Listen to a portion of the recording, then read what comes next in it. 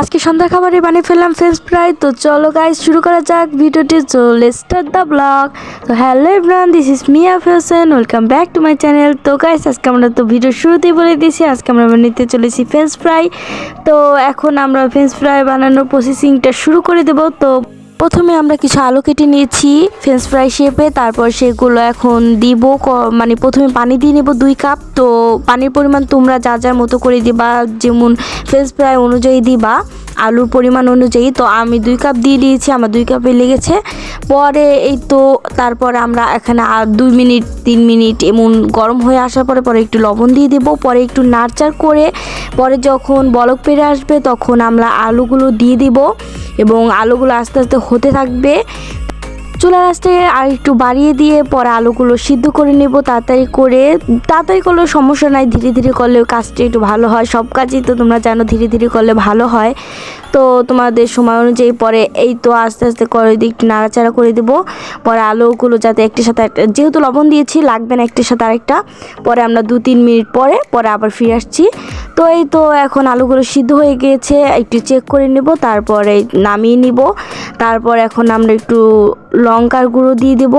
লঙ্কার গুঁড়ো দেওয়ার পরে তো আমরা একটু হলুদ দিয়ে নেব, পরে একটু হালকা লবণ দিব, সামান্য দিব, যেহেতু আমি আগে লবণ দিয়েছিলাম। তোমরা চাইলে ওই সময় পানির ভিতরে দিলে একটার সাথে আরেকটা আলুর লেগে যায় না, এটাই। তারপর ভালো করে হাত দিয়ে মেখে তারপরে সব একটার সাথে আরেকটা ভালোভাবে মেখে তারপরে আবারও এখন কড়াইতে তেল দিয়ে দিব।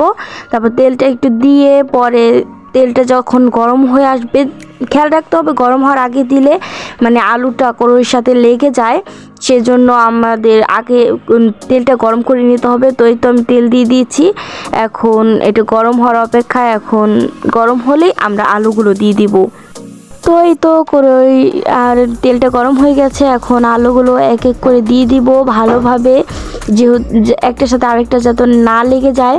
তো ভালোভাবে দিয়ে পরে একটু মানে আঁচটা কমিয়ে দিব, তারপর সবগুলো ভেজে নিয়ে দেখা যাক গাইস কেমন হচ্ছে ফ্রেঞ্চ ফ্রাই। যে ভালোই হবে, তো গাইস ভালোই হবে আশা করছি। তো এখন আমরা সব কিছু দিয়ে এখন পরে আরেকবার দিলাম, 2বার ভেজে নিলাম সব কিছু, যেহেতু ফ্রেঞ্চ ফ্রাই পরিমাণ অনুযায়ী তোমরা ভাজবা আলাদা আলাদা করে। তো এখন আমরা এগুলো ভেজে নেব, এগুলো ভাজা হলে তোমাদের সাথে দেখা হচ্ছে।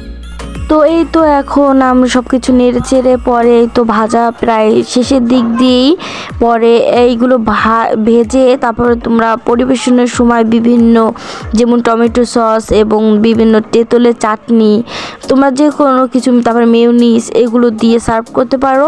কিন্তু আমি টমেটো সস দিয়ে খাই বেশিরভাগ সময়, সেজন্য আমরা এটা দিয়ে করেছি। তো এই তো আমরা এখন খেয়ে দেখবো গাইস কেমন হয়েছে। তো চলো দেখা যাক কেমন হয়েছে। এই তো নিয়ে নিলাম, তো এখন চলো দেখা যাক কেমন হয়েছে। তো গাইস অনেক মজা হয়েছে, তোমরা চাইলে বাড়িতে বানিয়ে দেখতে পারো, আশা করছি ভালো হবে। আমাদের আজকের ভিডিওটি ছিল এই পর্যন্তই। আল্লাহ হাফিজ।